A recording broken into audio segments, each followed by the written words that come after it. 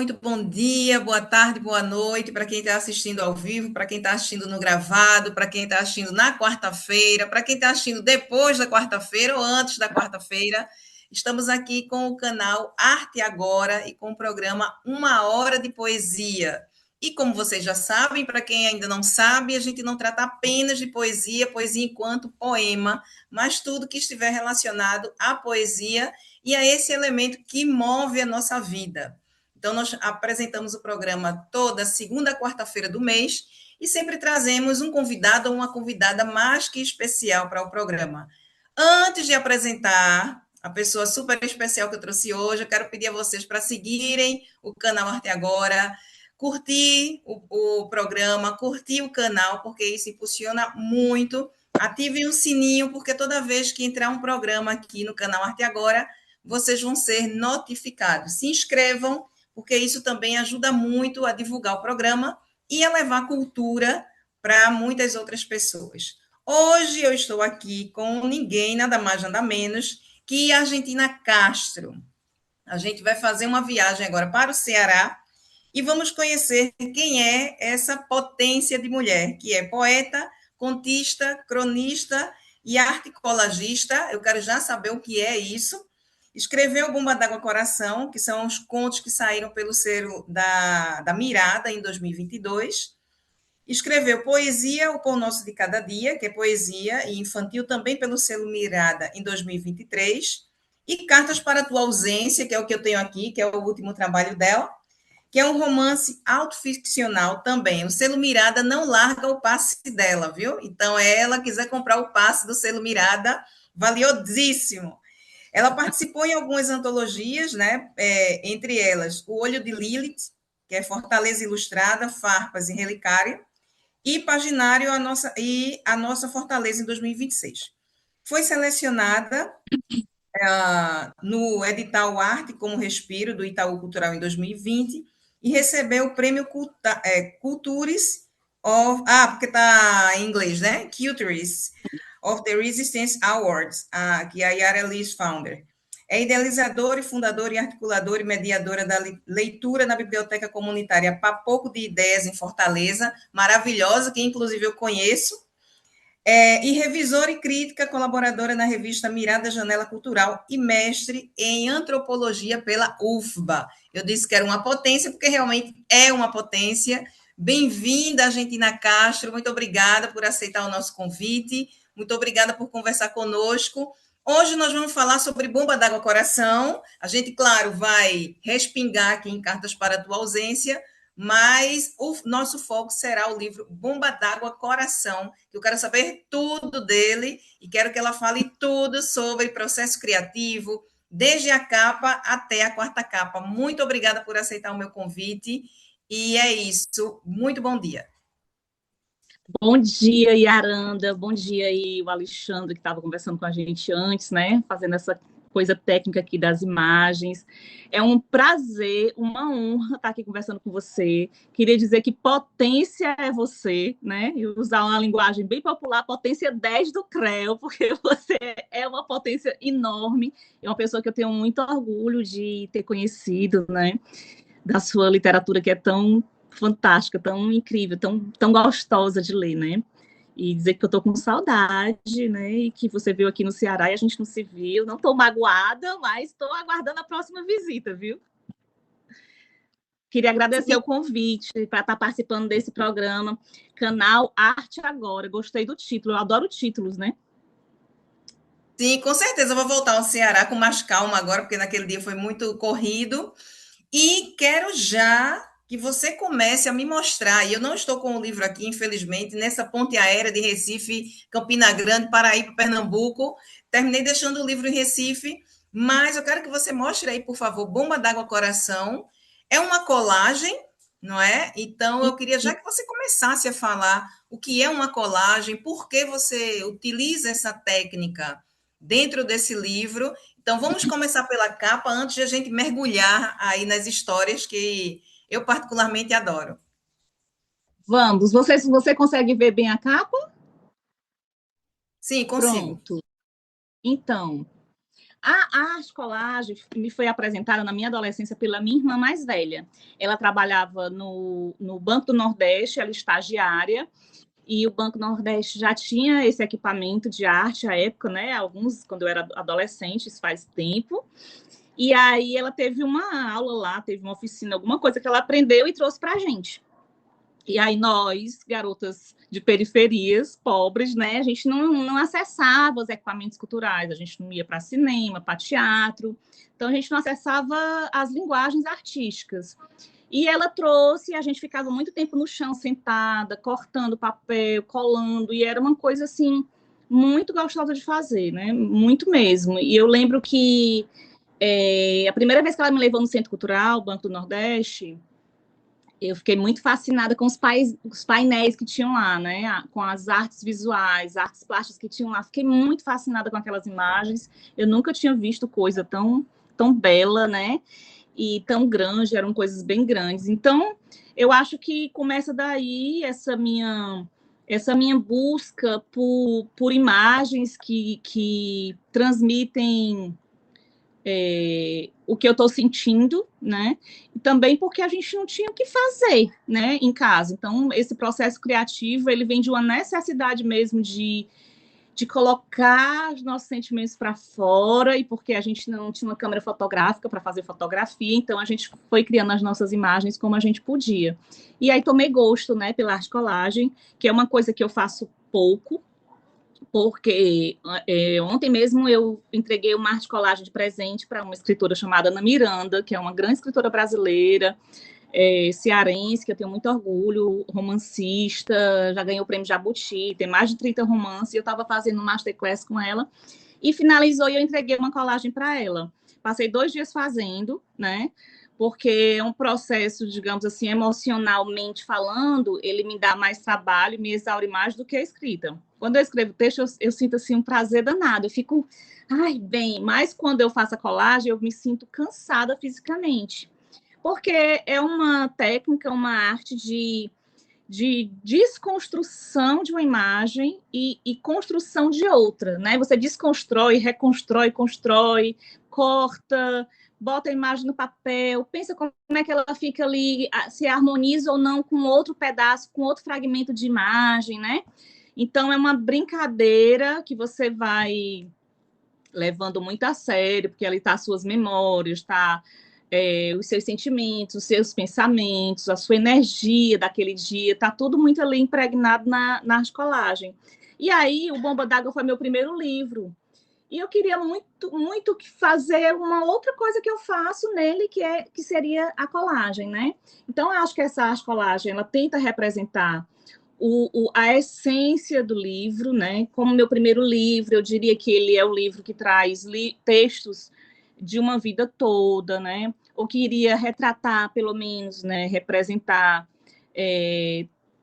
toda a minha vivência aqui na periferia, como criança, como adolescente, como jovem, né?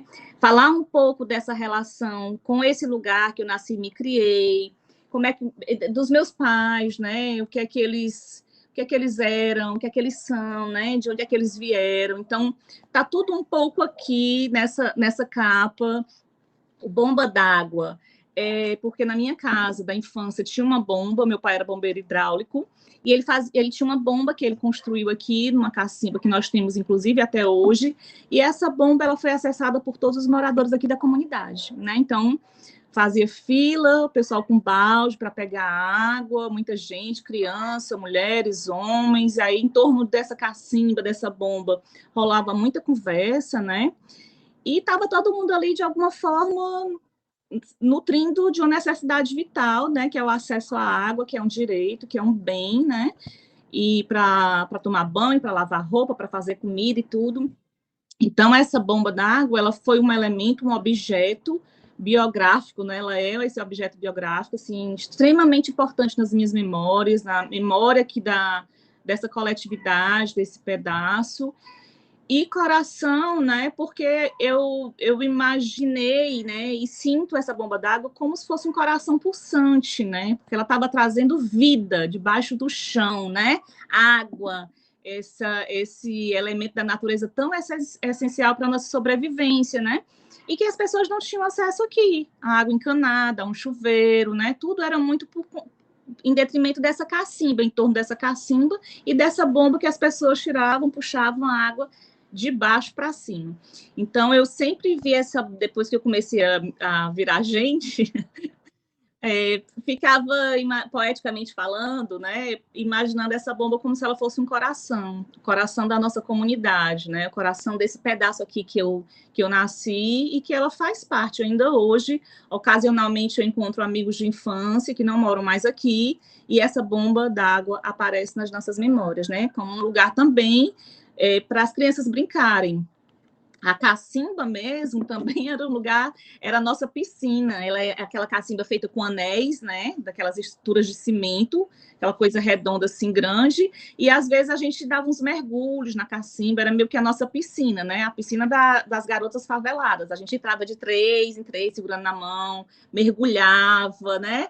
Aí depois voltava. Então era uma coisa meio mágica, assim, sabe? E aí meu pai também conseguiu umas... Aqui a gente chama de tina, que era esse pneu de caminhão grande, que eles faziam uma bacia grande de pneu, que também a gente enchia e ficava dentro, e era a nossa piscina. A gente tinha uma piscina. Então, eu acho que é mais ou menos isso aqui que a capa quis representar, que tem uma canoazinha feita de uma folha de espada de São Jorge, espada de Ogum, ou seria espada de Ançã, né? Porque também acho que representa um pouco essa minha relação muito inicial com o candomblé, que é uma coisa que eu gosto, é uma religião que eu acho muito bonita, acho que é muito poética, muito cheia de cores, de cheiro, né, de movimento, enfim, uma sonoridade, uma coisa bem, bem mágica que enche meu espírito, que eu gosto bastante. Aí, em cima dessa canoa, tem uma indígena e tem um vaqueiro, um cavalo, que representa meu pai e minha mãe. Né? Meu pai era um vaqueiro quando ele era jovem, ele morava em região metropolitana, numa fazenda, e depois veio para Fortaleza para ajudar a trabalhar na construção da linha férrea da cidade, né? E aí lá ele foi trabalhar como bombeiro hidráulico. E a minha mãe é uma indígena maranhense, nascida na cidade de Araioses, que foi um aldeamento indígena dos povos araios. Os povos araios foram um desmembramento do povo Tremembé daqui de Ceará. Uma família Tremembé saiu daqui de Ceará, foi para o Maranhão e criou esse aldeamento araios, né? Então a minha mãe essa indígena que é cearense, que é maranhense ao mesmo tempo. Mas aí ela já viveu num contexto não aldeado, né? E veio para cá jovem, foi quando ela conheceu meu pai. Então ela é indígena ribeirinha, criada em beira de rio, café da manhã dela era peixe, muquecado, assado na brasa, na beira do rio, né? Ela pescava peixe no rio com jiqui. Então tem muitas memórias indígenas de minha mãe em torno disso. E aí aqui a Tina, eu, minhas irmãs e as nossas amigas de infância aqui tomando banho na tina, na nossa piscina. E a folha de comigo ninguém pode também aqui do ladinho, né? Porque eu gosto muito de plantas. Eu acho que as plantas elas têm uma força muito grande, elas melhoram muito a nossa energia e a nossa saúde, né? Física, espiritual, enfim. Eu me valho muito das plantas. E eu acho que é isso. E aqui sou eu em cima de um tijolinho bombeando a água, né? Tirando a bomba que é o coração. Eu criança com uma cabeça de girassol, né? Já girando para todos os lados e querendo ser uma criança solar, né? Haja vista que as condições eram muito difíceis, mas a gente ia aí tentando se melhorar. Acho que é isso sobre a capa, Yaranda. Sim, e é muito importante a gente fazer toda essa introdução sobre a capa. Enquanto você estava falando, eu estava aqui refletindo muito sobre tudo que você estava falando. Por quê? Porque em tempos de IA, né, e não estou desmerecendo a tecnologia em momento algum, em hipótese alguma, é muito importante que a gente não perca essa questão da sensibilidade, porque as tecnologias elas vêm para nos ajudar, claro, às vezes a expressar até mesmo os nossos sentimentos, os nossos pensamentos, mas essa questão da memória afetiva ou de uma memória coletiva que constrói a nossa memória individual, né? E que, quando a gente olha para determinada obra de arte, faz a gente se emocionar, que é esse processo catártico, né? Ou faz a gente rir, ou faz a gente ter raiva, seja lá o que for, a gente só consegue, gente, a partir do ser humano. IA nenhuma vai conseguir É. fazer isso pela gente. Claro que às vezes tem uma questão financeira, tem uma questão de tempo, tem uma questão, mas a partir do que a Argentina falou agora, o tempo que se dedica para fazer uma colagem, então pensar como era essa forma, eu vou dar outra forma. Então, é uma ressignificação, né? De sentimentos e de pensamentos e até mesmo do próprio objeto em si. Então, a capa do livro não é só a capa de um livro. Ela poderia ter colocado só o nome Bomba d'Água Coração e já foi. Mas toda uma construção poética e afetiva que constrói todo o texto, né? E todo o livro. Eu acredito que foi muito importante você falar tudo isso, e por isso que eu deixo os autores ficarem bem à vontade para falar, porque eu acredito que seja um momento mesmo de se expressar, sabe? E levar para a gente que está ouvindo, que está assistindo, essas reflexões de que não é do nada, não é de uma hora para outra que eu coloco assim no computador, criar tal capa que tenha esse elemento e já está. Mas é toda uma construção, porque o livro, ele faz parte desses sentimentos de quem escreveu, né? O livro, ele tem uma importância para quem escreveu, e essa importância que essa pessoa que escreveu quer transmitir para o outro.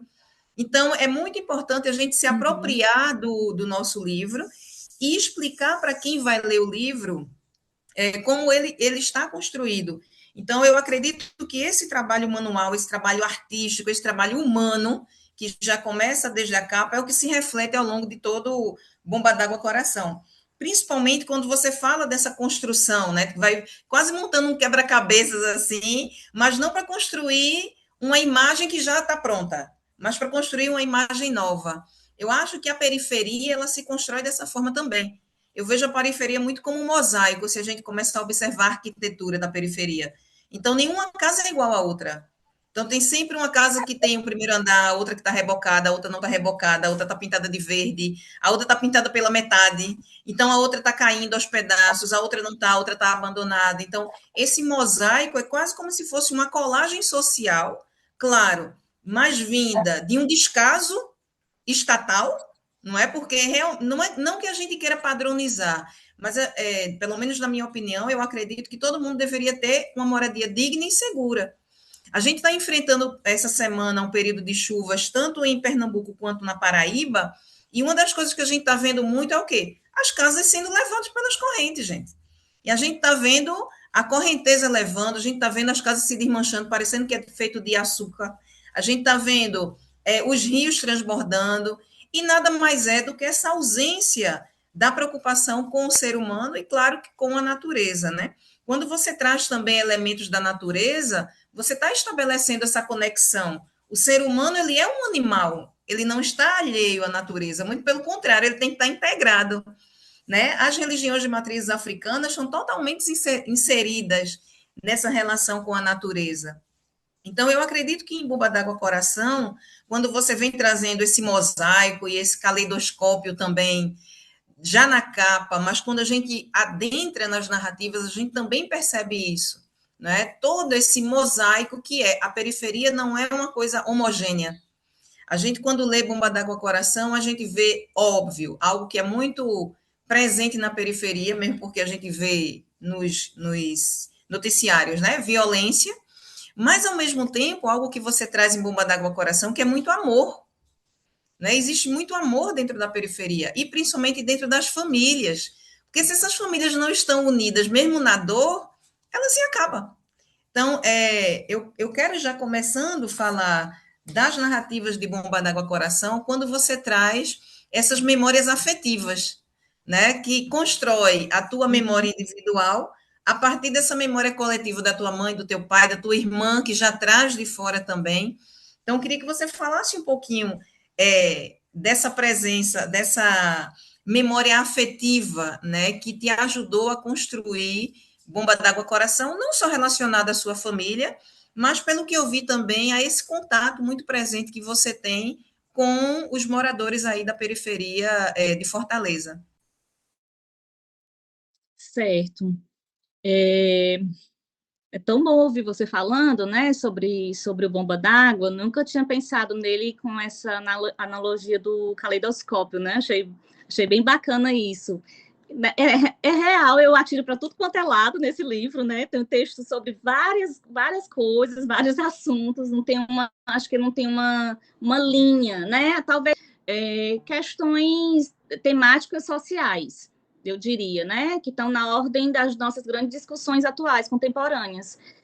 Mas aí só você falou do IA, eu digo sempre assim, IA não tem alma, né? Ela dá uma facilitada na vida das pessoas, mas ela não tem alma. E o que a gente está buscando nesse mundo enquanto escritor, né, enquanto poeta, é trazer a alma, né, botar a nossa alma nas coisas, no mundo, na vida, as sensibilidades, né, a nossa subjetividade, os nossos sonhos, né? Então a máquina, ela pode ser muito perfeitinha, entre aspas, mas ela nunca vai conseguir colocar num texto, numa colagem, a nossa alma, né? Ela vai pegando fragmentos de alma de muita gente, mas a minha, a sua e a Aranda, ela não vai conseguir fazer, né, captar 100% do que a gente é, nunca, nunca, jamais ela vai conseguir. Então, eu estava numa especialização e eu nem sabia que era isso faz uns anos. Essa coisa de IA, de não sei o quê. Aí o professor passou uma atividade, final de semana, para a gente fazer em sala. Aí a gente aqui discutindo o texto na turma, né? Ele dividiu a turma. Aí uma menina no celular. Uma menina no celular. Eu não tinha ainda muito familiaridade com a turma e tal, porque eu comecei depois, essa especialização, tipo 2 meses depois. E aí a menina no celular, e daqui a pouco ela olha para mim, deu nem 10 minutos. Ela disse assim: pronto, nosso trabalho está pronto. Aí eu, oi, como assim? Então, nosso trabalho está pronto. Ela, é porque eu tenho um programa aqui que era o Justo GPT, né? E eu, gente, o que é isso? Eu fiquei tão assustada na hora. Como assim? O trabalho está pronto? Ela foi me apresentar esse programa. E eu fiquei com a cara no chão. Eu fiquei, sabe, vergonha alheia. Como é que a pessoa está aqui no espaço acadêmico, universitário, né?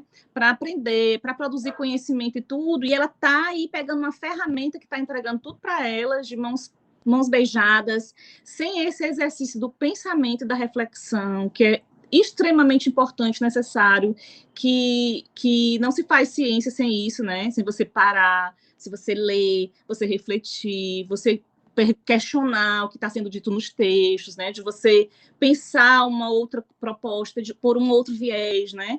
Então eu fico muito preocupada com quem está com quem está na academia, principalmente, né? Enfim, qualquer espaço, ensino médio, qualquer nível aí de educação, de escolaridade, se utilizando dessas ferramentas para isso, né? Porque está realmente perdendo muita coisa, que é colocar o cérebro, né? Que a gente só ocupa aí 10%, só usa 10%, já é tão pouco, e a gente ainda vai deixar na mão da máquina para fazer isso pela gente, é tão desonesto com a gente, com o mundo, né? E a gente leva lá o título de especialista, não sei o quê, mestre, não sei o quê, colocando uma máquina para fazer nossas coisas. Então, eu acho muito perigoso, a gente tem que ter muito cuidado com isso.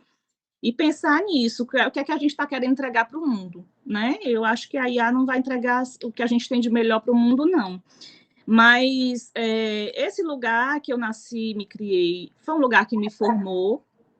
Eu acho que se eu tivesse não posso dizer isso com certeza, porque eu não vivi em outro contexto, mas eu sempre penso assim, se eu tivesse nascido e me criado na classe média, num bairro nobre de Fortaleza, à beira-mar, talvez eu não conseguiria escrever o que eu escrevo, porque eu não teria essa vivência que eu tenho aqui.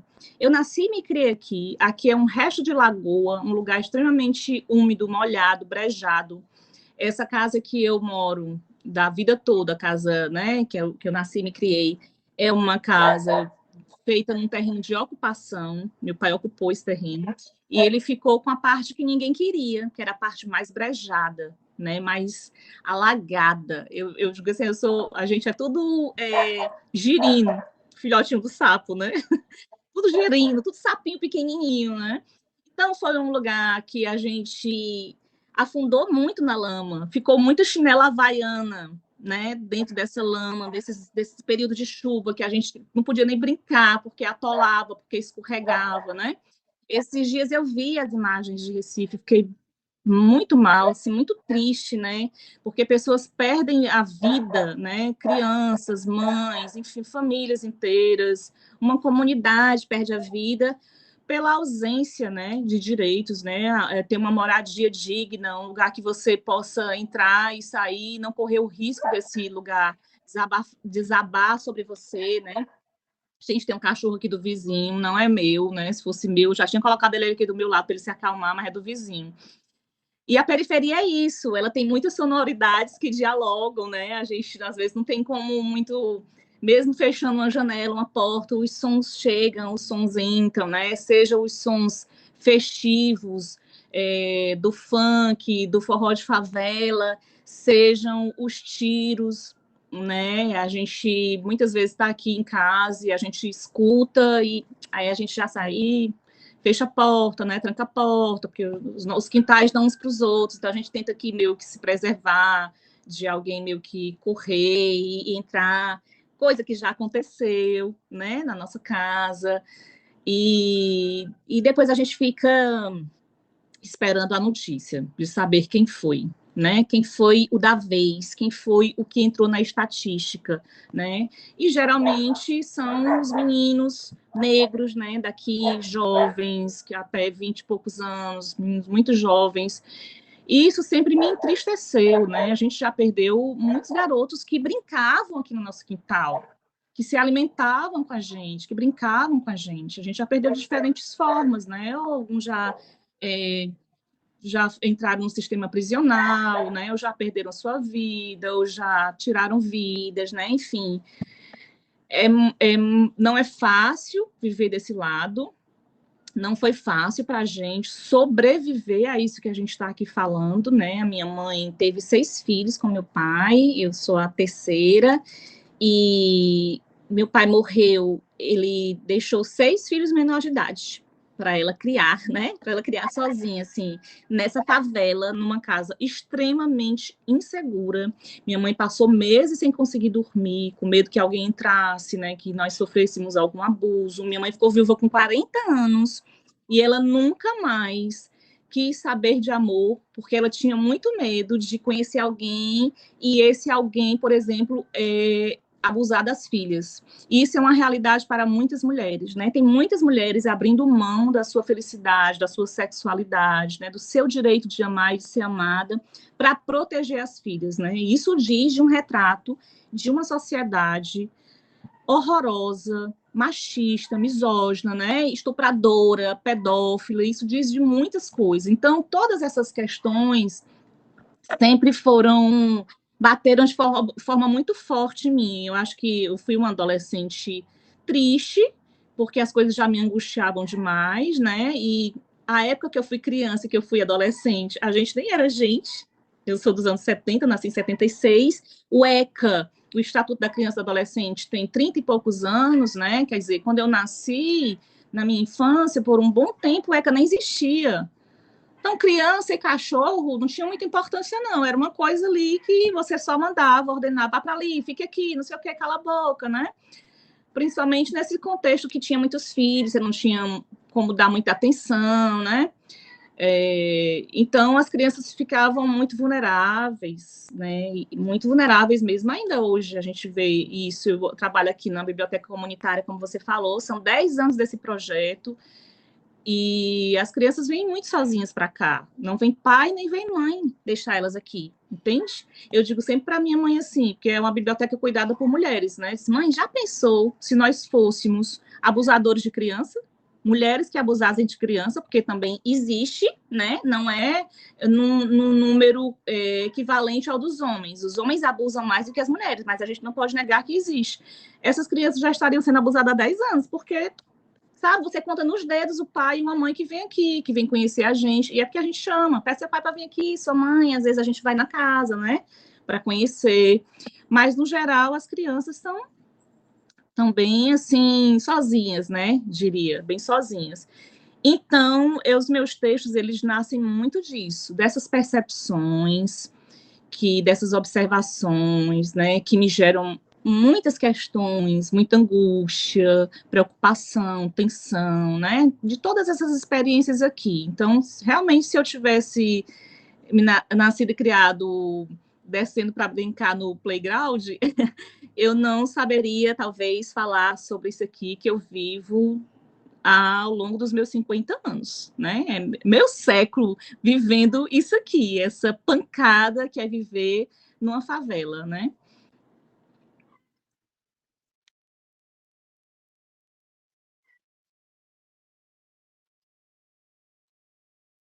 Deixa eu voltar aqui, que eu sempre tenho que desligar o microfone para poder não te atrapalhar, porque se vier algum ruído, né?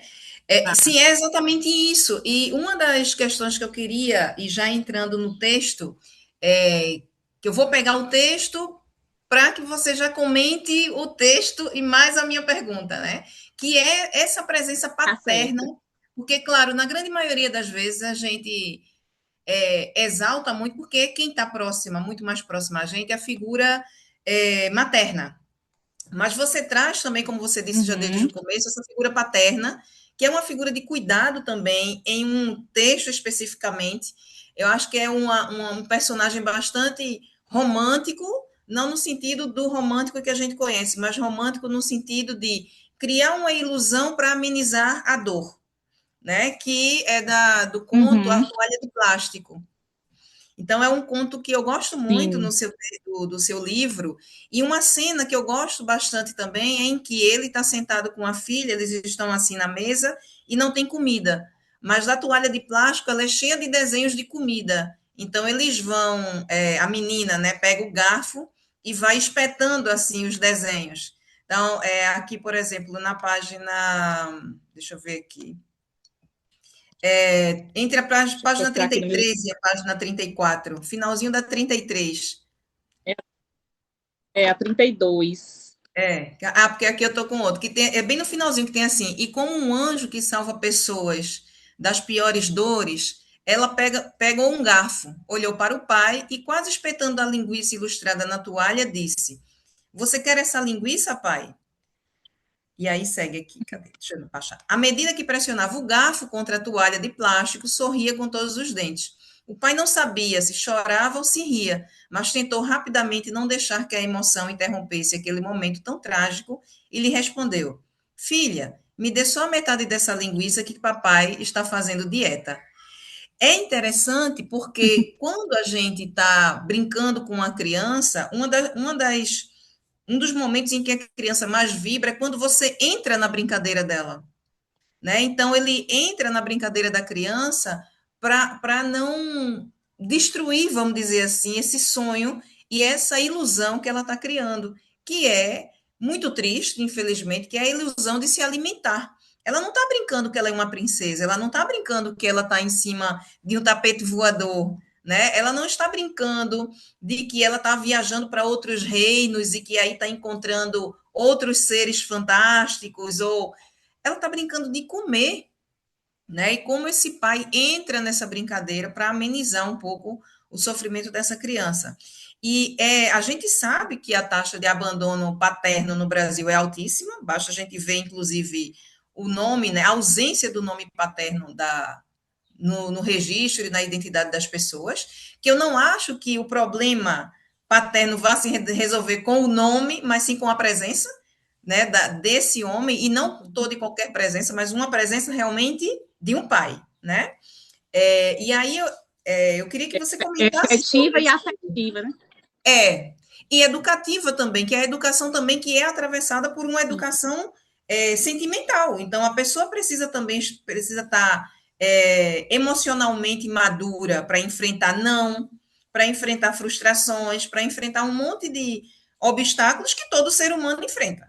Então, eu queria que você falasse dessa Sim. figura paterna, né, que você traz também aqui ou acolá nos seus contos, e como é importante existir essa figura, principalmente nessa hora de segurar essa questão sentimental e essa questão da própria fantasia, porque a gente precisa de uma fantasia para viver, a gente precisa de utopias para viver, né? Então, eu queria que você falasse dessa figura que ela é, muitas vezes, não tão presente na literatura, porque ela não é presente na vida real, né? Então, não deixa de ser um reflexo.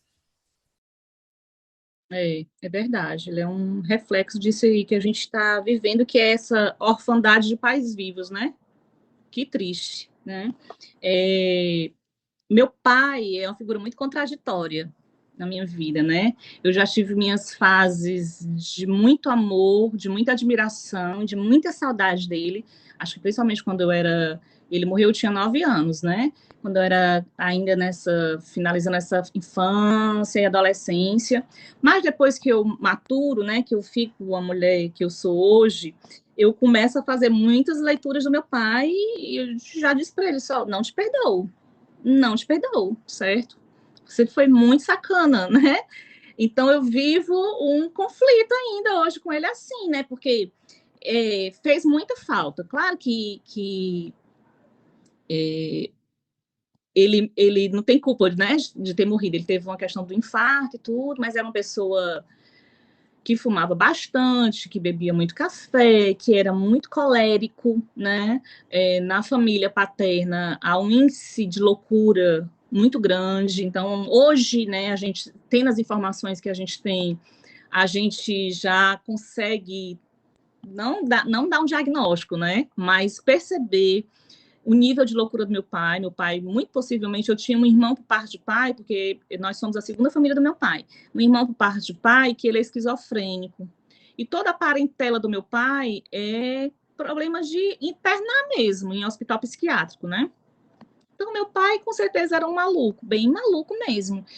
E a gente é fruto dessa loucura. Minha mãe, muito silenciosa, muito silenciada, e aí eu entendo que bem mais por medo, né? Pronto, por ele era muito colérico e parte da família dele toda tinha problemas psiquiátricos severos, de serem internados e tudo mais, né? Então ele era uma pessoa muito descompassada, muito descontrolada, né? E isso gerou em nós muito medo, muita ansiedade, né? E aí eu era muito próxima a ele, muito. A minha mãe disse que eu era um grude com meu pai. E hoje eu me pego pensando assim, eu era um grude com meu pai por quê? Por amor ou por medo? Né? Eu queria evitar que ele me agredisse, que ele me batesse, que ele me gritasse, por isso eu me aproximava dele. Mas aí ele também era aquele pai que dançava comigo, foi ele que me ensinou a dançar forró, colocava meus pés em cima dos pés dele na sala, colocava uma radiola, um disco do Luiz Gonzaga e a gente dançava. Então, tinha uma coisa musical muito forte com ele. A gente ouvia muito Nelson Rodrigues, por exemplo, né? Altemar Adulto, essas músicas mais. Então, essa coisa eu gosto muito de música antiga, música brega, essas coisas, vem muito dele. E, e ele contava muita história, não para a gente, os filhos, mas ele recebia muitos amigos. Então a casa estava sempre cheia, rodeada desses amigos dele, desses homens, e ele contando causos. Ele era um bom contador de história, as pessoas riam muito, né? Então passavam muitas horas aqui com ele ouvindo história. Então as histórias elas vão chegando pelos meus ouvidos, né? Através dessa coisa dele narrar, né? Dessa coisa da oralidade. Porque embora a gente estudasse, a nossa escola não tinha uma biblioteca. Né? Então, a gente estudava aquele materialzinho que estava lá no livro, né? Matemática, português, história, mas não tinha uma literatura. Então, essa literatura vai chegando muito por conta dessas histórias dele. Então, ele era um pai amoroso, em determinado aspecto, ele que levava a gente para o médico, ele não confiava que a minha mãe levasse, então ele botava a gente no braço, levava a gente para o médico. Semana passada eu estava numa farmácia que eu vi um remédio que eu lembro essa cena como se fosse ontem. É um remédio que tinha um gosto de peixe. Eu, horrível, horrível. E eu precisei tomar esse remédio, eu fiz um escândalo. Aí meu pai me deitou no sofá, montou em cima de mim. Aí com a mão ele segurava minhas mãos, com a outra ele abria minha boca e ele segurava assim para eu, né, tomar, para eu engolir o remédio. Então eu lembro muito disso, dele forçando. Então ele era esse pai que cuidava. Ele tinha 2 vaquinhas no quintal. Ele tinha sido criado criado em fazenda. O primeiro ofício dele, né, foi ser vaqueiro. Ele era um veterinário sem formação, ele fazia partos, ele medicava, ele fazia curativo, ele cuidava, né, dos animais. E aí ele tinha 2 vaquinhas no nosso quintal. Aqui o bairro, quando eu era criança, era um bairro muito rural, um bairro de parada do gado que vinha da região norte, na época das charqueadas, na região norte do estado, para se direcionar para o frigorífico municipal, o FIFO. Então, o gado parava aqui para um descanso, né? Então foi se configurando como um bairro rural, né? Nessa transição da cidade começando a crescer, né? A se desenvolver. E aí tinha muitas vacarias e meu pai tinha 2 vaquinhas no quintal. E eram essas vaquinhas que ele, todo dia de manhã, ele ia tirar o leite delas e ele levava uma xícara com leite, leite mugido. Acho que todo mundo sabe o que é o leite mugido, que é esse leite recém-tirado dos peitos da vaca, né? Nem fervia nem nada. Aí ele colocava umas gotinhas de iodo dentro, tipo assim, para matar todo o germe, né? E ele nos acordava com um cheiro, né? Passava a barba assim na gente, dava um cheiro e a xícara de leite. Né? Então ele era esse pai que de manhã cedo ele dava um carinho e dava o alimento, né? Enfim, mas também era uma pessoa que não podia ter raiva, que ele pegava o que ele tinha na frente, ele, sabe, arrebentava mesmo. Eu tinha meu irmão mais velho que apanhou muito do meu pai, porque meu pai queria que ele fosse homem, não podia chorar, tinha que fazer tudo que meu pai estava fazendo, né? Então, meu irmão fez muitos trabalhos de adulto com meu pai, e meu irmão já começava a se rebelar, assim, quando meu pai estava perto de morrer. Meu irmão apanhou muito. Então, meu pai rodava a casa todinha para bater no meu irmão. E a gente correndo atrás. Não, pai, não bate nele, por favor, não bate nele. Quer dizer, que era uma violência para a gente também. Aí ele dizia assim, ó, se não parar de chorar, vão apanhar também. Entende? Então, a gente tinha que ir ali, engolir nosso choro, ficar com aquele horror. A gente sabia o que é que estava vindo, que meu irmão ia apanhar demais com um negócio chamado pimba de boi, que era um chicote que ele batia nos animais, que era um couro todo trançado. E ele batia no meu irmão com isso. E quando ele terminava de bater, ele mandava a minha mãe banhar o meu irmão com água com sal, sabe? Então, assim, de uma crueldade. Então, ele é essa pessoa muito contraditória dentro de mim. Ao mesmo tempo que ele era esse pai que forçava a tomar o remédio, que dava o leite, que dava o cheiro de manhã, ele também era esse pai que agredia demais. Então, ele era dos extremos, né? Uma pessoa, no meu ponto de vista, muito enlouquecida, muito também lá com as questões dele que não eram tratadas, né? E eu sinto muito, foi muito difícil crescer aqui sem um pai, né? Já visto que a gente vive numa sociedade em que mulheres não são respeitadas, nem quando elas estão com um homem do lado, seja pai, seja marido, seja namorado, seja irmão. Imagina uma mulher com 40 anos, viúva, com a casa cheia de crianças, 6 filhos menor de idade, a grande maioria meninas. Foi muito difícil aqui. Ainda hoje é bem menos, porque a gente já criou uma couraça, a gente agora sabe se defender com unhas e dentes. Eu, principalmente, eu sou muito boa de briga, né? Fiquei uma pessoa muito, assim, reativa mesmo. Então, é uma coisa que eu tento muito dosar dentro de mim. Eu fico o tempo todo me dizendo, ó, você é uma escritora, você é uma poeta, você é uma artista, dose essa sua agressividade, né? Para eu não ficar igual ao meu pai. Porque tem muita raiva dentro de mim, tem muita dor dentro de mim, né? Foram muitas situações para além do meu pai, de violência, de falta de respeito, né? Dos homens, né? Do lugar, dessa comunidade, dos meus irmãos, né? Então, a nossa vida toda aqui foi de muita briga, ainda é de muita briga. E eu tô bem cansada, né? Que eu já tô com 50 anos, cabelo branco, ainda tenho que brigar para me defender, para defender os meus, as mulheres, as meninas, né? Cansa, é um trabalho que não cessa. Exato. Eu E não aí, sei se eu consegui falar aí sim, porque aí do meu pai. é bom que a gente tenha essas referências, porque quando a gente entra nos contos, a gente tem também a percepção de que a gente não tem que esperar um grande herói, entendeu? Eu acho que a grande questão da literatura e que você traz em Bomba d'Água Coração é isso. Não existe aquele grande herói, aquela super heroína dentro dos contos, aquela pessoa que é Marte, mas eu acho que você traz em Bomba d'Água Coração personagens que são, pode até parecer óbvio o que eu vou dizer, né? Personagens que são humanos. E como todo ser humano, ele é Uhum. contraditório. Como todo ser humano contraditório, ele é complexo. E como todo ser humano complexo, ele não é algo que a gente esperava que fosse. E aí é onde eu entro em outro conto que você tem, que é Quintal Negreiro, da mãe, né, que tem um filho que é Sim. dependente químico.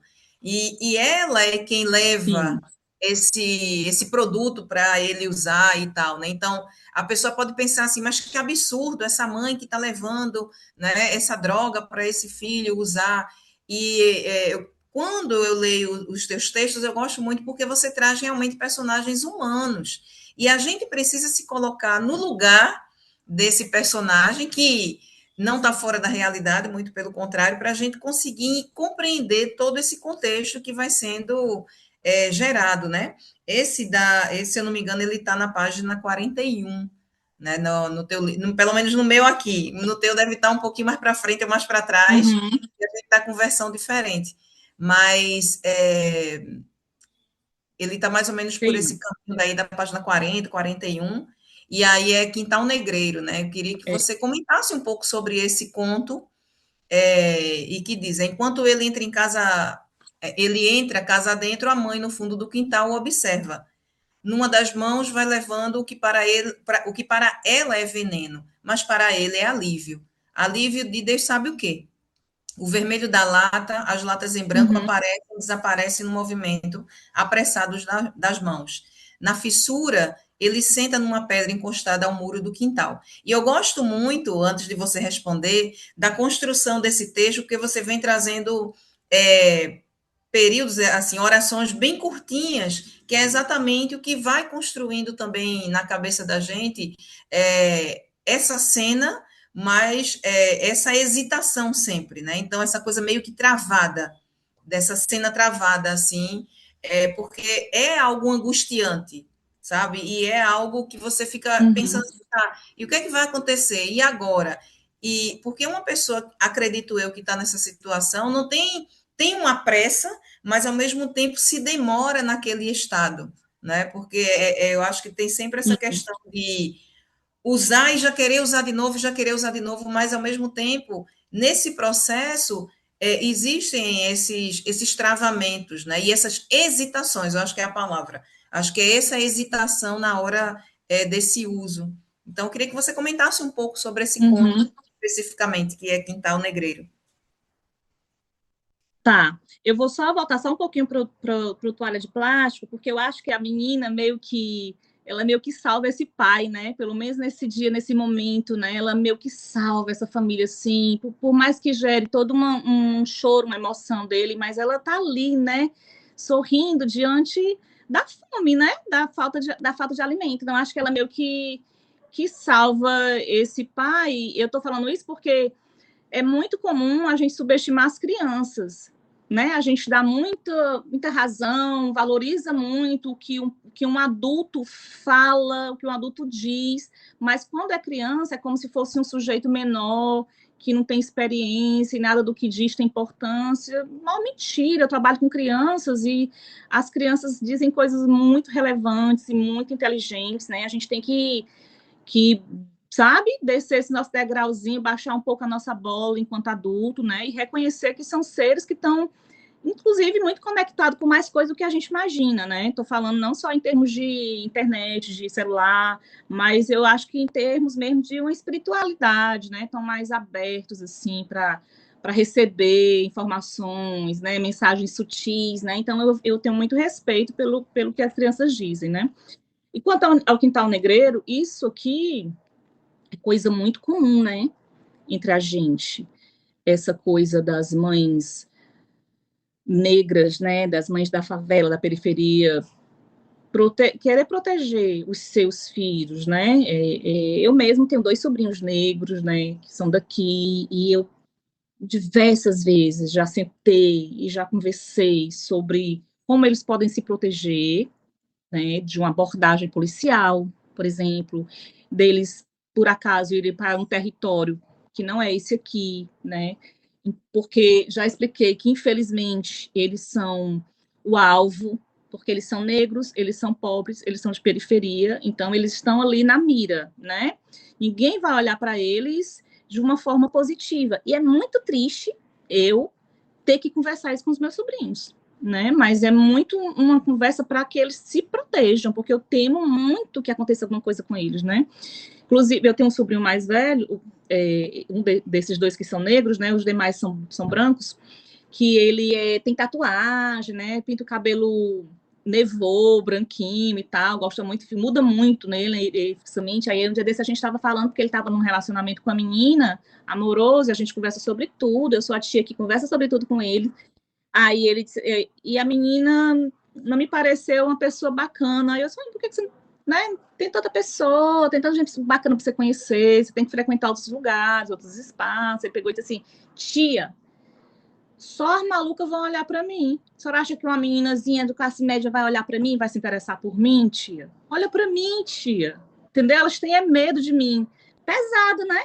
Porque ele é negro, porque ele é pobre, porque ele é tatuado. É lindo, meu sobrinho é lindo, é extremamente sensível, né? E tudo. Já fez várias maluquices, porque ele é filho desse meu irmão que apanhou demais. Então, há toda uma transferência de dor, né? É muito difícil a gente romper esse ciclo da violência quando a gente não tem essa leitura das coisas. Então, meu irmão não é essa pessoa que teve, né? Então, ele deu continuidade a essa violência toda que o meu pai cometeu contra ele, né? Com o meu sobrinho, que também já foi uma pessoa que já apanhou bastante dele, que eu tive que tirar meu sobrinho já das mãos dele, que fazer uma denúncia contra ele, entende? E a gente faz muito isso para proteger os nossos, porque, por exemplo, meu sobrinho bebe ocasionalmente, mas fuma um baseadozinho ocasionalmente, né? E quando era mais adolescente, mais jovem, ele queria fazer isso no meio da rua, com os amigos dele, por exemplo. Eu disse, não, você não precisa.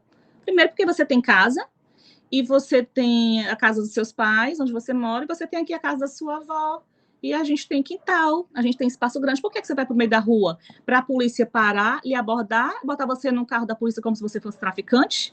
Você não é traficante, você é um usuário, né? E aí também eu ia conversar com ele sobre essa coisa do uso, né?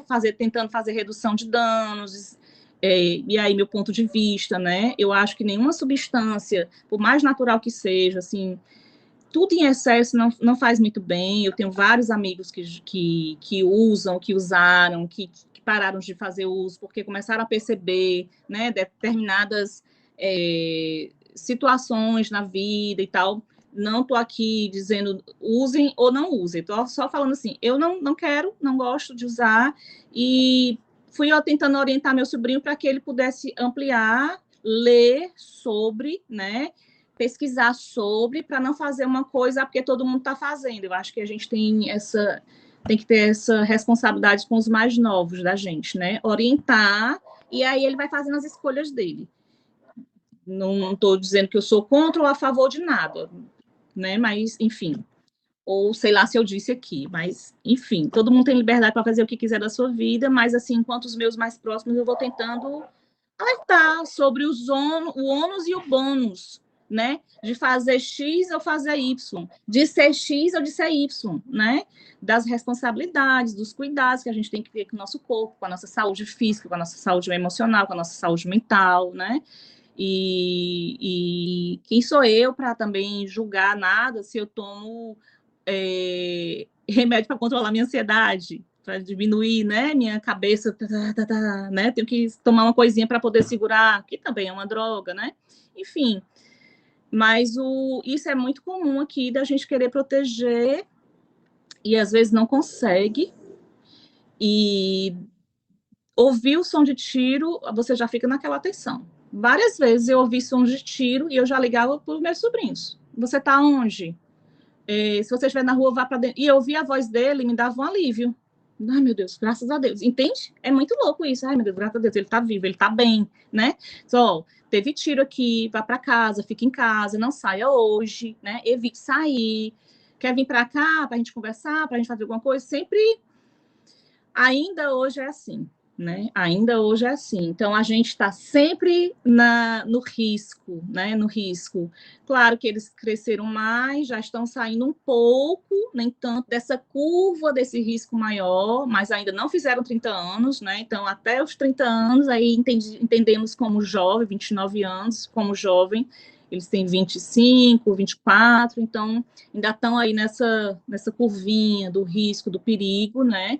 Então, não vou dizer para você, eu estou tranquila, Eu não estou. Eu tenho dois sobrinhos que vivem num risco grande, né? Por serem negros, por serem pobres e por serem da favela. Então, eu acho que eu trago nesse texto um pouco disso, dessa dor, dessas mulheres que cuidam desses meninos, desses jovens da periferia, dessa dor, desse medo, dessa ansiedade, dessa angústia, de muitas vezes ter que, que ceder a isso, né?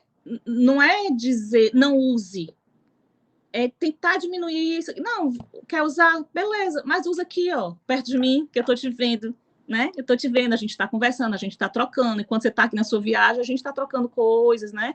Mas você não tá no meio da rua. Daqui a pouco a polícia para e você leva tapa, peia, vai ser preso, vão botar um negócio em você que você não faz, que é um tráfico sem necessidade, né? Então eu acho que eu quis trazer isso, né? E essas mortes são super comuns, né? Os meninos são abatidos aqui na esquina de casa, em plena luz do dia, né? A gente, como eu já falei anteriormente, a gente já perdeu muitos deles, né? Muitos meninos que a gente conhece, que a gente conheceu, e isso gera muita angústia na gente. Esse texto ele foi escrito para recebi um convite para participar de uma antologia em comemoração aos 30 anos do caderno Vida e Arte, que é um caderno que faz parte do jornal O Povo, né? Maior jornal de circulação aqui do estado do Ceará, e aí ele está num livro chamado Relicário. Fiquei muito feliz de ter feito parte desse projeto, e aí eu resolvi incluir no Bomba d'Água, né? Porque o Bomba d'Água ele é feito tanto de textos que eu já tinha, mas eu também fui produzindo textos só para o Bomba d'Água também. Certo. Se eu não me engano, você também fez a curadoria do O Amor nos Tempos de Longura ou não? Você fez essa curadoria, não? Em 2021, que é com Lisiane Forte. É pelo selo Mirada também, saiu Eu, por aí. O eu Amor nos acho que eu Tempos de fiz. Longura. E Aranda, não me faça perguntas difíceis, tudo que for referente à memória, Sabe por que me veio agora, na verdade, essa pergunta? Porque eu acho que eu te eu tô conheci com achando. O Amor nos Tempos de Longura, que foi a primeira coletânea que eu participei. Assim, quando eu comecei a escrever textos, e aí eu mandei, o nome do texto era Carpe Diem, e é com Lisiane, quem produziu também foi Rebeca Gadelha e tudo mais, né? Verdade, Bem saudosista, assim, eu gosto muito, eu tenho um carinho muito grande por essa verdade. coletânea, mas eu acho que o Amor nos Tempos de Longura foi você que deve ter feito a curadoria também, ao lado das outras meninas. E aí eu já quero pegar outro gancho por algo que você falou também aí, né, dessa da sua mãe, claro, obviamente dessas personagens, que é o seguinte, embora aí eu vou pegar uma questão pessoal, né, e vou trazer para a questão ficcional. Embora sua mãe tenha ficado com todas essas crianças e embora Zumira, né, embora Quintal Negreiro, né, tem essa mãe que tem esse filho, o que eu observo muito nas periferias é uma solidão dessa mulher periférica, né? Então a mulher periférica ela é muito sozinha, porque ela é abandonada por todos os lados assim. Claro que existe a questão da interseccionalidade que a gente fala, que é a questão racial, classe social e de gênero, mas de modo geral a mulher periférica ela é muito solitária. Por isso que eu queria que você já comentasse também, que é o outro texto que eu estava falando aqui, né? Que já vem bem explícito, que é a solidão de Zumira. Então, é essa mulher que está no meio dos filhos, Sim, já, mas ao mesmo tempo ela está só. E sozinha, às vezes, com ela mesma, porque é uma mulher que muitas vezes nem se conhece, que só vem se redescobrir ou se descobrir aos 50, aos 60 anos, inclusive em relação à sexualidade. Né? Então, tem muitas mulheres de 50, de 60 anos que encontram uma companheira e que deveria ter tido essa companheira ao longo da vida inteira e não tem. Mas por quê? Porque muitas vezes ela não se conhece e a sociedade não deixa essa mulher se conhecer. Então, eu queria que você falasse um pouco também dessa solidão que existe dentro da periferia, né? Que por mais que exista o papoco de ideias, né? Que tenta reunir, que tenta isso, que tenta aquilo, eu acredito que grupos como esse que você vem formando é como uma vez Cristóvão Buarque disse, né? Quando a gente encontra a educação com outra educação, são como duas solidões que se encontram e elas se anulam. Então, é mais ou menos isso, quando a gente trabalha com educação e a gente vai reunindo gente. Eu gosto muito dessa metáfora de Cristóvão Buarque. Então, eu acho que essas solidões, né, vão se anulando a partir do momento em que elas vão se encontrando. Então, eu queria que você falasse um pouco disso. E já se quiser emendar Tá, nesse teu projeto do Papo de Ideias, mas falar dessa solidão periférica. tá. Eu tenho pensado muito sobre a solidão, né? É, e aí, claro que a minha cor, né, o meu tipo físico, ele me coloca dentro de um lugar muito privilegiado, né? Sabemos que as mulheres negras são preteridas, né? Em diversos campos, profissionalmente, né? E as relações amorosas, afetivas, sexuais, também é um lugar onde elas são abandonadas, né? Deixadas de lado. E é muito doloroso isso, é muito triste ver, conhecer mulheres tão incríveis, tão inteligentes, sabe? Tão maravilhosas, assim, e passando por esse processo de solidão, somente só mesmo, né? E eu trabalhei uma época num projeto de educação de jovens e adultos e a gente atuava também dentro do presídio, tanto presídio masculino quanto presídio feminino. E as mulheres, né, isso já tem dados sobre isso, elas, quando elas passam a fazer parte do sistema prisional, geralmente elas estão em contextos que envolvem homens. Elas estão ali com um homem que está numa coisa de venda, né, de uso e tudo, e algumas não estão fazendo nada, estão perto, elas estão do lado, e elas são levadas e são colocadas como traficantes e tal. E esse parceiro, até então parceiro, depois que elas entram no sistema prisional, elas são totalmente esquecidas, né? Diferente delas que vão, fazem visitas, né? Que muitas colocam coisas dentro do próprio corpo, né, para levar para esse cara, alguma coisa assim do tipo, eles não fazem, eles fazem zero movimento para ver as parceiras, né, para conversar, para dar um pouco de afeto, de alento, eles fazem zero movimento. E elas vão para lá, né, para ter relações sexuais, quer dizer, para dar conta disso. É perverso demais, né? Isso é muito perverso. E aí, o que eu observei é que as meninas que a gente acompanhava lá, a grande, enfim, não sei dizer se grande maioria e tal, mas elas começavam a se relacionar com outras, né? Dentro, meninas que fora do sistema nunca tinham se relacionado com mulheres, algumas, inclusive, fora do sistema, viviam numa condição, digamos, de prostituição, né? Se relacionavam com homens nessa troca, passam lá dentro a se relacionar com mulheres, se apaixonam por mulheres, né? Então, porque há uma ausência total dos homens nesse sentido. E eu acho que aqui a gente é muito só em muitos aspectos. Eu também trabalhei com mulheres que lavam roupas em rio, né? Mulheres lavadeiras de roupa. E há a maioria que eu trabalhei, elas eram provedoras dos seus lares com a lavagem de roupa, lavavam roupas no rio, pagavam as contas, colocavam alimento, pagavam água, a luz da babá. Algumas não tinham homens dentro de casa, outras tinham seus companheiros, mas ainda assim, para essas, eles eram que mandavam, né? Eles tinham poder de mando e elas não, mesmo que elas arcassem. Então, assim, é um empobrecimento político muito grande dessas mulheres, mesmo que elas sejam as provedoras de seus lares, né? E, no geral, a gente vive uma sociedade muito machista, muito perversa com as mulheres, e que o que a gente percebe e sente assim é que eles não estão muito aí para a gente, não, né? Assim, de colar, de contribuir, de ajudar, né? No geral, os homens querem ser beneficiados com o nosso trabalho, com o nosso serviço doméstico dentro de casa. Eles querem atenção, eles querem carinho, eles querem sexo, eles querem um monte de coisa, mas eles também não foram criados para serem essas pessoas afetivas, né? Cuidadosas, que cuidem, que sejam generosos, né? Que deem tanto quanto recebem da gente. E eu tenho um exemplo dentro de casa. A minha mãe é uma pessoa sem ninguém. Ela ficou viúva aos 40 anos. Quer dizer, eu com 40 anos, eu vou fazer 50, eu estava no auge, né? Da minha sexualidade, né? Do meu poder feminino. E quando eu me vi com 40 anos, meu Deus, como é que a minha mãe se anulou justamente aqui, nesse ponto tão incrível na vida de uma mulher, né? Quando a gente está se sentindo assim tão poderosa, porque verdade seja dita, assim, eu me sinto tão mais poderosa, tão mais bela, tão mais sexy, tão mais um monte de coisa com 40, com 50 anos do que quando eu tinha 20. porque eu era muito insegura, né?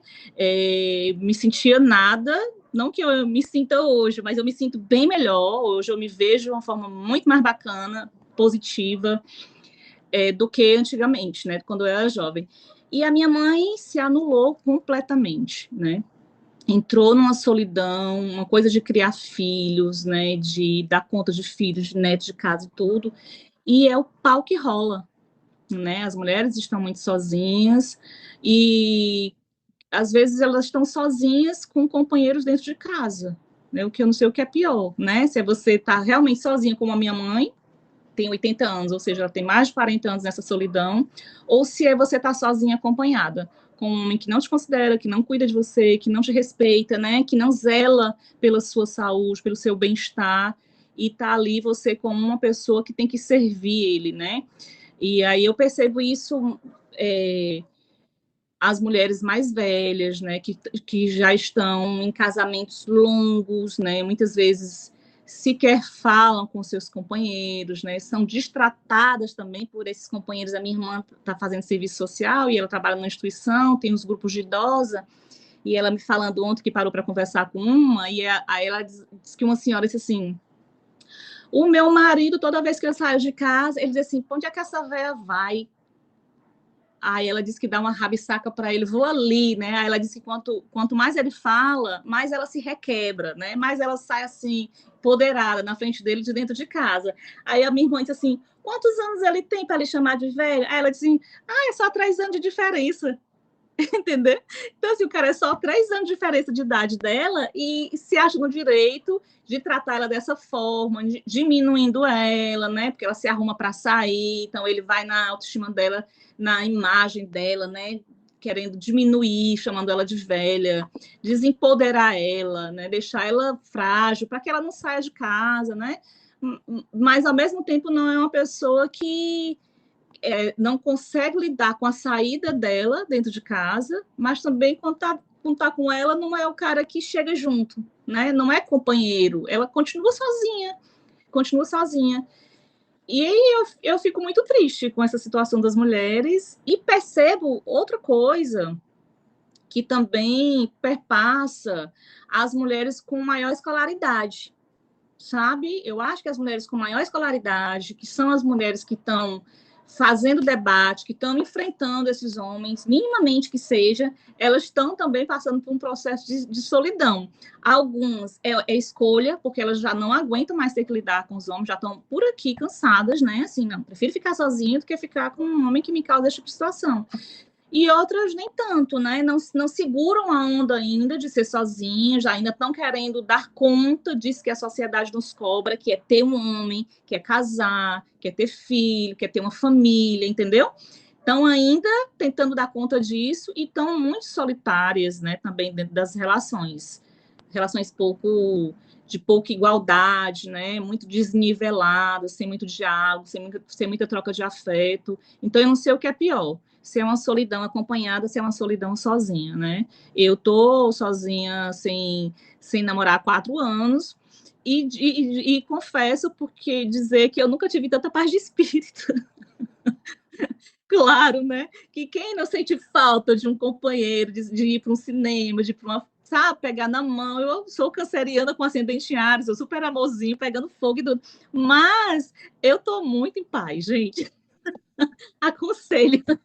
Então, gente, vocês vão ter que Muito ver. embora eu levante a bandeira do amor, né? Ah, sim, claro, porque uma coisa não tem nada a ver com a outra.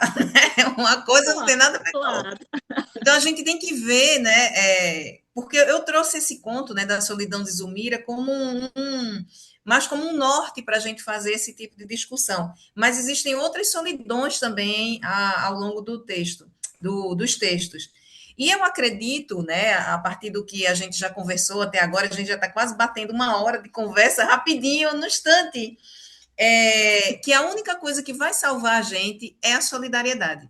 É a solidariedade entre as mulheres, é a solidariedade dentro da periferia, a partir de uma bomba d'água, né, que seja o coração que vai bombear exatamente essa solidariedade ao redor de toda essa periferia que está aí abandonada, que está solitária, que está doente, que está adoecida, Porque, claro, a sociedade está doente, a sociedade está adoecida, mas a gente sabe que para a periferia é algo muito pior, porque existe também uma coisa chamada estigma, né? Que foi o que o seu sobrinho está sentindo, né? E que esse estigma afeta diretamente a nossa autoestima. Então, joga a autoestima lá para baixo. Então, você não sorri muito, você não é feliz, você também não chora muito. Ou seja, toda vez que a autoestima ela é atacada, ela é machucada, tem essas consequências. E eu acredito que Bomba d'Água Coração, ela traz muito essa mensagem, sabe, Argentina, de solidariedade.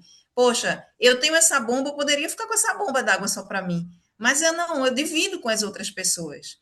Então, é isso que vai Uhum. fazer valer a nossa existência aqui, é você compartilhar, é você dividir aquilo que você tem e aquilo não vai fazer falta, né? Porque é algo que é natural, que está ali.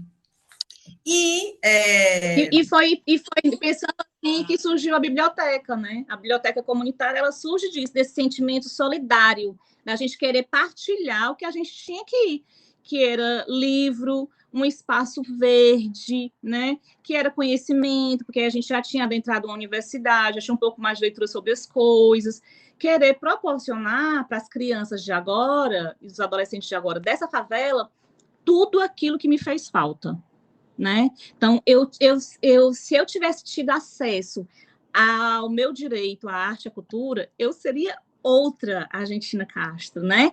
Eu acho que eu ainda consegui dar muito nó em pingo d'água, apesar de tudo.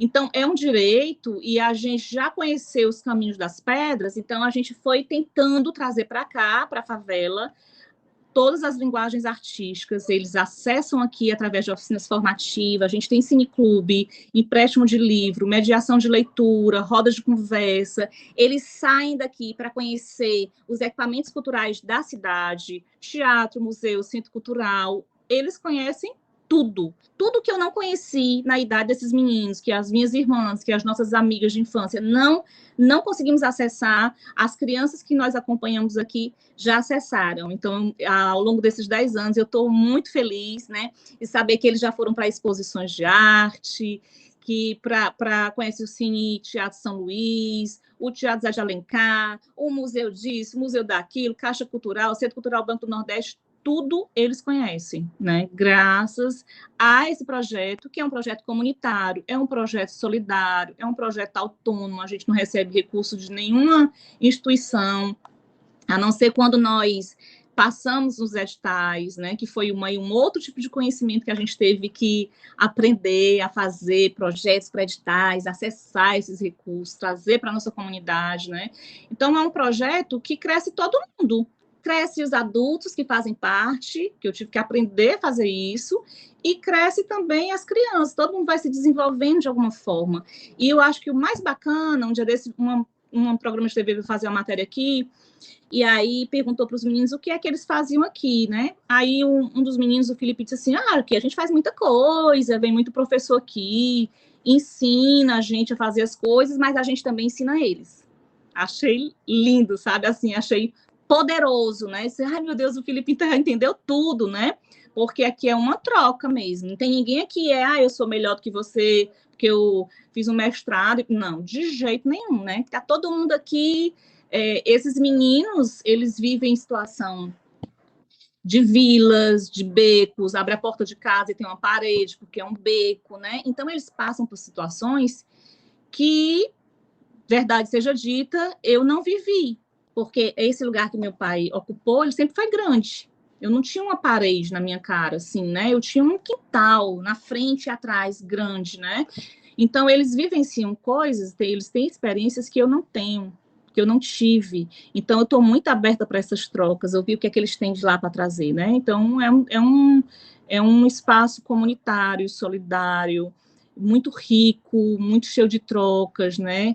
Eles são solidários com a gente também, a gente é com eles, e eu acho que tem sido bacana aqui essa experiência para eles e para a gente. Com toda certeza. E eu conheço o espaço, é um espaço maravilhoso. Lembrando que Bomba d'Água Coração estará também na nossa biblioteca, né? Ela vai ser doada no final do ano para alguma instituição que trabalhe com leitura, para uma biblioteca comunitária. Então, Bomba d'Água Coração vai fazer parte desse acervo no final do ano.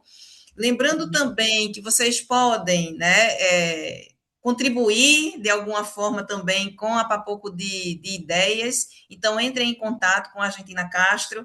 Lembrando também que Fortaleza e o Ceará como um todo é um grande formigueiro, vamos dizer assim, um grande vespeiro de cultura, de arte, de educação. Então, existem muitas agitações culturais dentro de Fortaleza. É uma cidade que eu amo, sou suspeita para falar, não posso falar muito, senão as outras vão ficar com ciúme, mas eu amo Fortaleza, não só a questão da Praia de Iracema, o mercado dos peixes, mas tudo de modo geral. Então, é um lugar muito massa para vocês conhecerem, conheçam a vida cultural de Fortaleza, que é muito massa também, conheçam os projetos que existem nas periferias, que são muitos, né? São muitos projetos que existem e apoiem sempre. Então, Bomba d'Água Coração estará fazendo parte desse acervo que será doado no final do ano. E, Argentina, muitíssimo obrigada pela tua participação, pela conversa, pela troca, né, pelos diálogos, por compartilhar teu conhecimento. E vamos que vamos. Se a pessoa quiser comprar Bomba d'Água Coração, como é que faz? Se quiser te seguir nas redes sociais, se quiser seguir o Papoco da Ideias, me diz aí. Muito obrigada mesmo. Estou muito feliz de a gente se encontrar, mesmo que virtualmente, matando a saudade. E é isso. Um grande abraço, É um grande verdade. beijo para você. Olha, eu que agradeço esse convite. Foi ótimo matar um pouquinho essa saudade de você. Seu cabelo tá lindo, viu? Amei esse corte novo. Você é uma mulher que me inspira, sua inteligência, sua altivez. Eu adoro, acho você muito aguerrida. Eu amo essas trocas com você. Adorei as perguntas, foi muito bacana relembrar tantas coisas, né? É, agradecer, parabenizar vocês, né, por esse programa que eu acho que é muito bacana. A gente vê muita coisa assim com escritores mais renomados, né? Eu aqui do auge da minha favela, tá aqui participando, então fico muito feliz e muito grata. O livro vocês encontram na Mirada Janela, né, que é o selo editorial, aí coordenado pela Tassiana Oliveira, que é cineasta, que é poeta que a gente ama e que a gente admira, né, Yaranda? Então, dá para conseguir pelo site do Mirada Janela. O meu Instagram é argentina, com 2N, ponto Castro, né, @argentina, com 2N, ponto Castro, e a gente também tem o Instagram do projeto, que é Papoco de Ideias, @Papoco de Ideias, que é uma biblioteca comunitária que fica aqui na periferia de Fortaleza. Mas gostaria de dizer que eu amo Recife e eu amo Olinda, que é aquela casa de boneca maravilhosa de Linda, então não fica atrás, viu? Inclusive, essa semana eu estava falando numa aula quanto que eu acho que vocês conseguem preservar patrimônio de vocês, as fachadas, os casarões, né, as casas antigas, muito diferente de Fortaleza, que a gente não tem quase nada mais. Isso é muito triste. Quando a gente vai aí, a gente se choca, né? A gente que faz essa observação, eu fico muito chocada, muito triste pela minha cidade, que não consegue preservar.